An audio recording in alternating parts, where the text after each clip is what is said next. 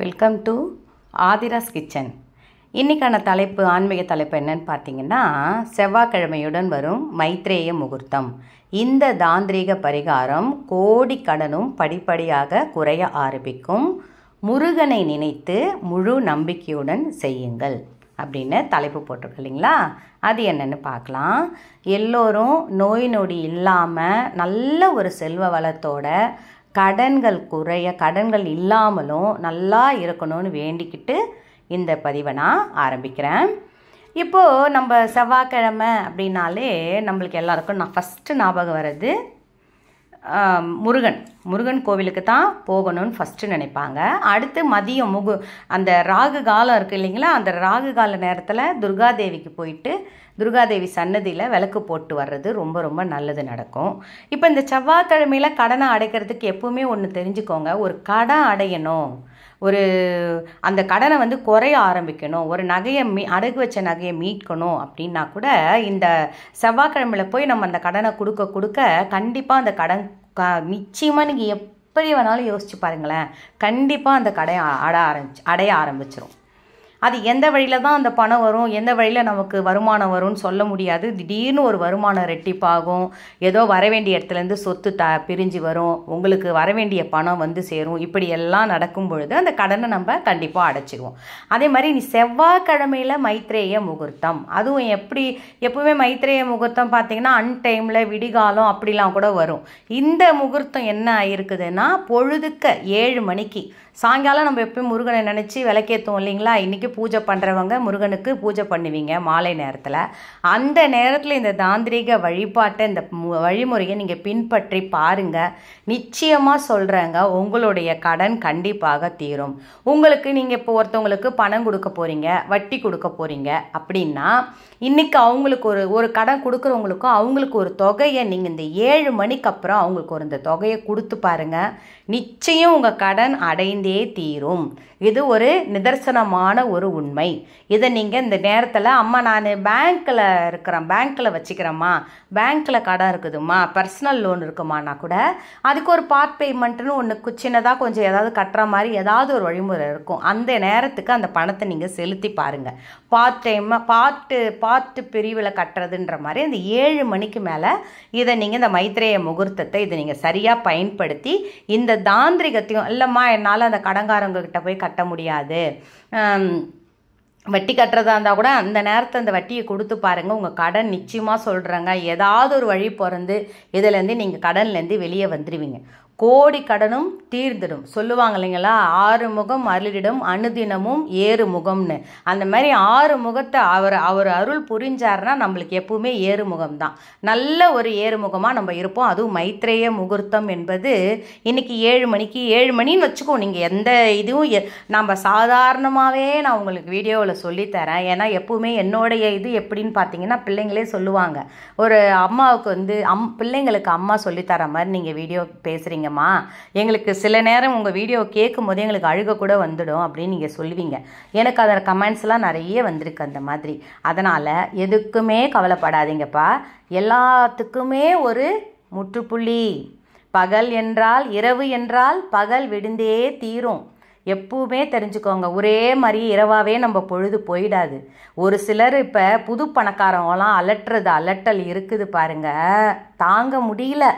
பார்க்கும் போதே கேட்கும் போதே என்னடா இது, ஏறி எப்பவுமே நடந்து வந்த பாதையை திரும்பி பார்க்கணும், ஏறி வந்தப்போ நான் ஒரு வீடியோ போட்டிருந்தேன். அப்போ உண்மையாலுமே எவ்வளோ பேர் மனசு கஷ்டப்பட்டு, ஆமாம்மா என் அக்காவே இப்படி என்ன பண்ணுறாங்க, என் அண்ணனே என்னை இப்படி பண்ணுறாங்க, அந்த மாதிரி பண வசதி வந்துருச்சுன்னு என்னை இந்த மாதிரி மட்டம் தட்டி பேசுகிறாங்க அப்படின்லாம் நிறைய பேர் கமெண்ட்ஸ் போட்டிருந்தீங்க. அந்த மாதிரி கடனோடு இருந்தால் கூட பாருங்களேன், நம்மளை மதிக்கவே மாட்டாங்க யாருமே.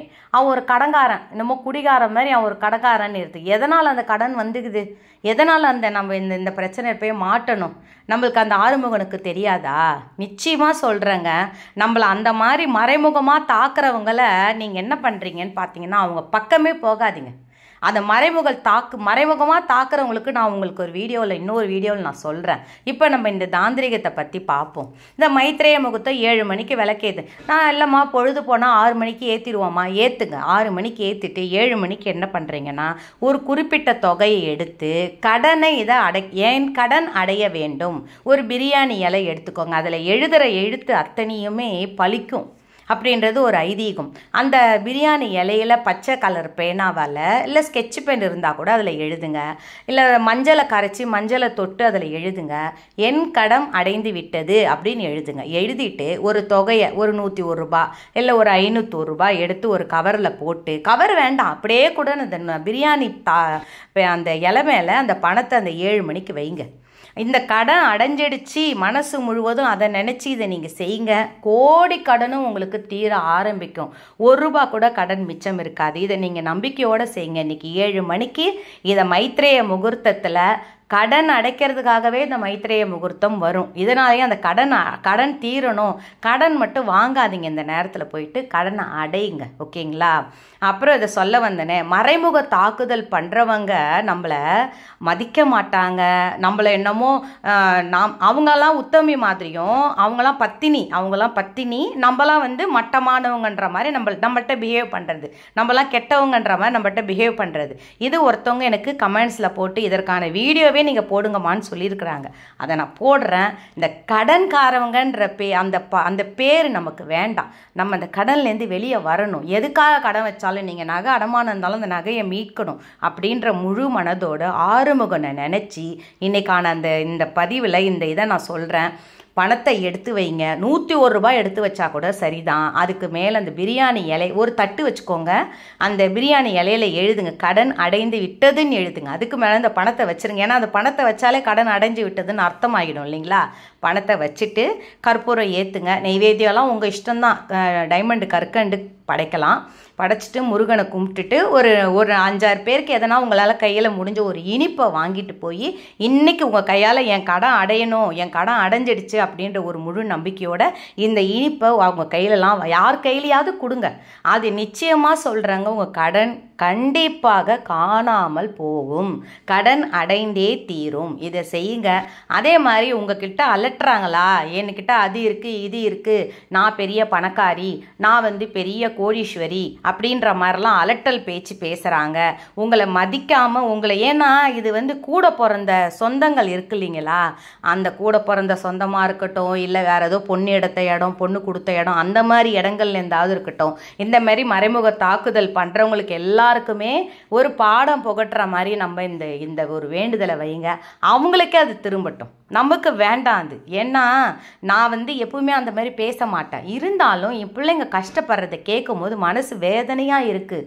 ஒரு பிள்ளை அழுக சிம்பிள் அந்த இதை போட்டுட்டு அந்த வீடியோவில் போட்டு அந்த கமெண்ட்ஸில் போட்டிருக்கா, அவ்வளோ வேதனைமா, உங்கள் வீடியோவை கேட்கும் போதே எனக்கு கண்ணில் கண்ணீர் வருதுமா அப்படின்னு சொல்லி அந்த அளவுக்கு வேதனைப்படுத்துகிறாங்க மனுஷால்.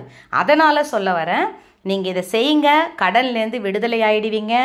ஆறுமுகம் அருளிடம் அனுதினமும் ஏறுமுகம், ஆறுமுகம் அருளிடம் அனுதினமும் ஏறுமுகம். இதை சொல்லிக்கிட்டே இதை நீங்கள் செய்யுங்க. ஏறுமுகமாக நம்ம குடும்பம் இருக்கும், நல்லதே நடக்கும். வாழ்க்கையில் வெற்றி மட்டும் நிச்சயம். நான் இன்னொரு வீடியோவோட உங்களை நான் மீட் பண்ணுறேன்.